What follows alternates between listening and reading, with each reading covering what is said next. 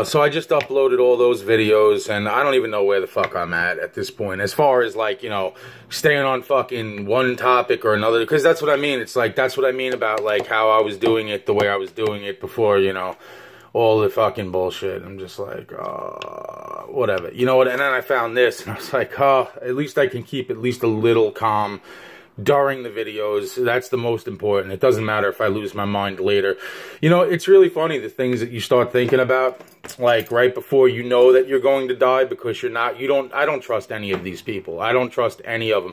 Oh, and by the way, a lot of this shit I told to the fucking probation office with the whole fucking flat tire thing and then the DUI bullshit fucking crap. Even though the joint was unlit, my fucking car had nowhere to pull. I had nowhere to pull the fucking car over to change the fucking tire.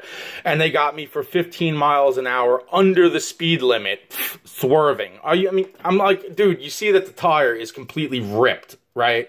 You do understand I'm trying to fucking find a place that because there was no actual fucking place I could pull the car over when I got fucking the DUI.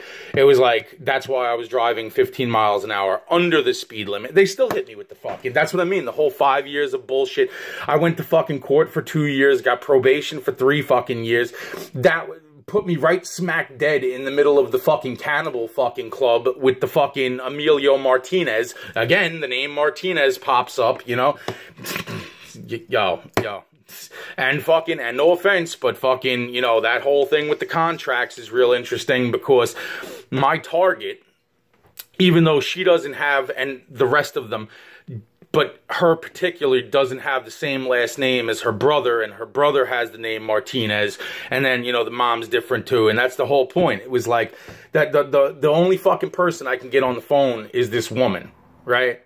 That I've known for now, like, 20-something years, and it's like, wow, it's like, they wanted me to fucking burn this lady's house down. Okay, they told me very specifically, all right, they wanted me to glue the windows shut, tie the fucking doorknobs off, and burn the fucking house down with as many motherfucking, what it would soon form to be anonymous as fucking humanly possible. And that's what I'm saying. Like, it was like, fuck, you know what I'm saying? Like, I was just, like, you know, and that's what I'm saying. I knew that other people fucking knew about shit that fucking, I'm like, how the fuck do these motherfuckers, because they had the same fucking orders, like, fucking Tim had the same fucking order, and it was like, how the fuck is this guy fucking, this is what I'm saying, it's all fucking bullshit. And I don't mean bullshit like, you know, so anyway, it's funny that you think, you know, as I bring up shit, you know, it's funny, like, you know, you think about, you know, in your final hours / days possibly of life, and it's like, I'm like, wow, you know, all the shits that I've actually taken in life, you know, some big, some small, some not at all. You know what I'm saying? You know, it's like, you know, some big, so small, some not at all. You know, you ever take a ghost shit? Did you ever take a ghost shit? Like, you shit, you know that you shit, but when you, like, you look in the bowl, right, fucking before you flush, you know, like, you know, glance into the bowl before you flush, like, the shit's, like, not there, and it's like, what, I know I took the shit, but the shit is gone. It's gone. What the fuck happened to the shit? You know what I'm saying? Oh, God. Anyway, so I guess now, with the fucking, yeah, so as I wait for the fucking card of death and the fucking, you know, the signature of death and death itself, and, you know, then therefore I will always be eternal. Doesn't matter. It doesn't fucking matter. Here's the point. What matters is that this just hit 4 minutes. Okay, so my point being is that I'm sitting here and I'm saying to my freaking self, I'm like, wow, I'm like, this is such a fucking, just fuck this. Anyway, the point being, I guess we'll go to, what did I bring up? I brought up the fucking contracts. So that was the link, basically, with the whole Ray thing. See, Ray, I know, was working on the Tupac thing. Forgot Tupac, man. I couldn't fit it in the title. Sorry. You know, so I know Ray was working on the Tupac thing, and fucking at the same time, somehow, some way, Ray was the one that put the girl with the red hair in the car, and the girl was marrying a sheriff, and fucking the guy that fucking we were hanging out with probably was the Royal Guard because of the way he was dressing to look like Kenny, and then Kenny looking like the devil, and the devil looking like, you know, this or that. Okay, the point being, alright, are we all fucking together here? have you paid attention to what the words are that are out of my mouth when I speak them? You know, this is what I'm saying. 30 fucking years. I'm 36, 37, 38. You know what? At this point, I fucking just stopped counting once I started thinking, like, how fucking insane this was. And I was going to die soon. But then I hadn't died, and then more people died, and then more people died. And it's just like, is anybody listening to anything that I'm saying? Or are we just playing the fucking... like the fucking blinders on a horse. You know what I'm saying? Oh, and let's not forget the first Mustang that I bought from that fucking dealership of death. That was fun. The first Mustang that I bought from the dealership of death, that had a cracked rim, right? And this is why the horse thing and then fucking... So the point being is like, so I'm sitting there and I never bought a Mustang before. I never drove really a Mustang before I bought mine. And the first Mustang... was interesting that I bought from them because it had a cracked rim. Now, it's like interesting because this is why I thought it was called a Mustang. I swear to God.